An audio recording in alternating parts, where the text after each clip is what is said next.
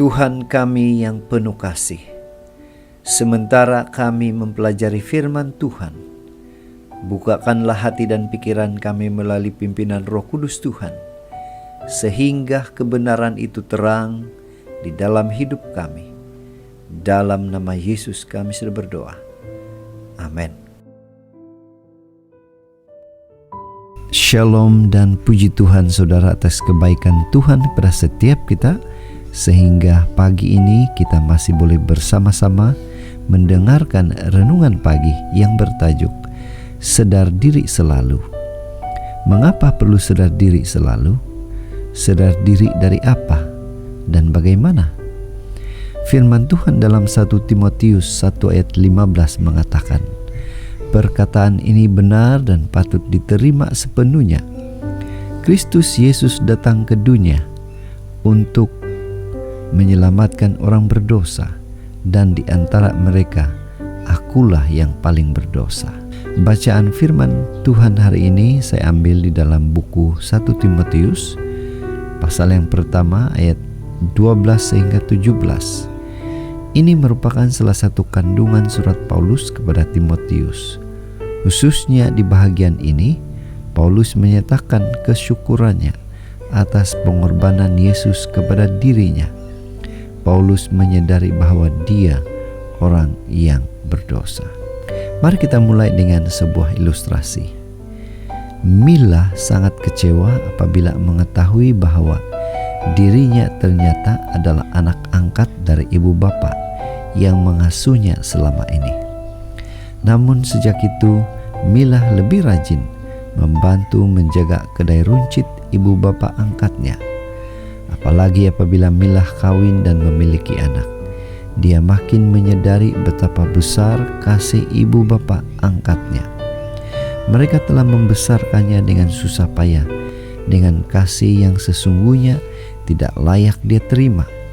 Demikianlah Mila makin lama makin mengasihi kedua ibu bapa angkatnya itu. Mari kita kembali kepada ayat bacaan kita hari ini. Kitab 1 Timotius ditulis oleh Paulus pada akhir hidupnya. Sejak pertobatannya, Paulus telah melakukan begitu banyak pelayanan, mendirikan jemaat di berbagai tempat. Paulus telah menempuh begitu banyak bahaya dan penderitaan karena Injil. Dari semua pengalaman itu, Paulus menyatakan bahwa kerinduan terbesarnya adalah makin mengenal Tuhan yang dia layani. Maka di akhir hidupnya, Paulus tidak menjadi sombong, tetapi malah semakin menyadari anugerah Tuhan yang begitu besar kepadanya. Bahkan Paulus menyatakan bahwa dialah orang yang paling berdosa. Mengapa?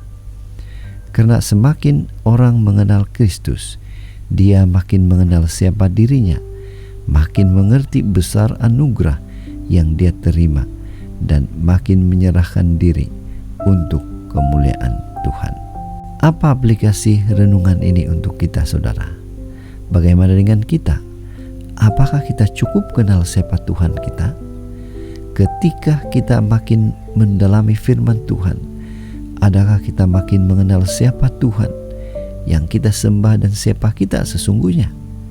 Atau jangan-jangan semua itu hanya menjadi pengetahuan yang mengisi otak, yang hanya membuatkan kita sombong?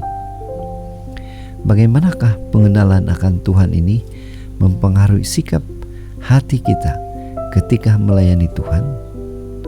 Yang menjadi kerinduan kita semua ialah semakin kita mengenal Tuhan melalui firman Tuhan, semakin kita menjadi serupa dengan Kristus dalam karakter atau tabiat. Semakin kita mengenal Tuhan, semakin kita sadar akan dosa dan kelemahan kita, sehingga kita juga sadar bahwa kita perlukan Tuhan. Jadi saudara, pada pagi ini mari kita ingatkan diri kita bahwa pengenalan akan Tuhan memampukan kita bercermin diri dan menyadari bahwa besar anugerah Tuhan yang Dia berikan. Inilah doa dan harapan kita, dan mari kita bersyukur, berterima kasih pada Tuhan karena Tuhan selalu memberikan kesempatan untuk mengenali Dia lebih dalam lagi melalui firman Tuhan yang menjadi cermin untuk menyadarkan keberdosaan kelemahan kita. Mari tetap setia, tetap semangat, tetap positif untuk terus mengenali Tuhan melalui firman-Nya, sehingga kita sadar kita memerlukan Dia. Tuhan memberkati. Mari kita berdoa. Bapa, terima kasih atas firman yang begitu indah, yang menguatkan kami untuk terus setia kepada Tuhan. Dalam nama Yesus kami berdoa. Amin.